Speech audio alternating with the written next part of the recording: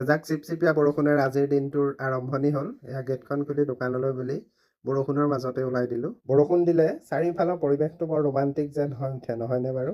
সৰু সুৰা 2-4 পদ বস্তু লৈ ঘৰমুৱা হৈয়ে দেখা পালোঁ। লাহেকৈ গছৰ ফাকেৰে বেলিটিয়ে ভুমুকি মাৰিছে। এটা বৰ সুন্দৰ দৃশ্য আপোনালোককো দেখুৱাই দিলোঁ। ৰ'দৰ জিলিঙনি দেখা পাই গা বেয়া গাৰে দুই বন্ধুৱে খেলাত মগ্ন হৈছে।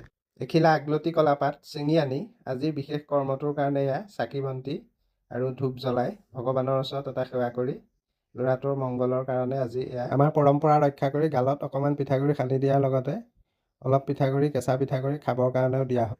অলপমান গাখীৰত আপোনালোকে এতিয়া অলপ চেনি দি পেলাই অলপ দালচেনি দি তাতে লৰাই থাকিব। এই লৰাই আহি চাইছেহি কি বনাই আছে। এতিয়া আমি অলপমান পায়স বনাম। এনেকৈ বক বক বক বককৈ উতলি অহাৰ লগে লগে আপোনালোকে তাতে চাউলখিনি দি দিব। চাউল নহয় দেই, মই অৱশ্যে চাগুৰ পায়সহে বনাইছোঁ। বাৰিষা নদীৰ পানী উফন্দি অহা দি কেৰাহীত এয়া গাখীৰ আৰু চাগুৰ মিশ্ৰণ উফন্দি আহিছে লাহে লাহে। 1 চামুচ মুখত ভৰাই চালোঁ, কি অপূৰ্ব সোৱাদ।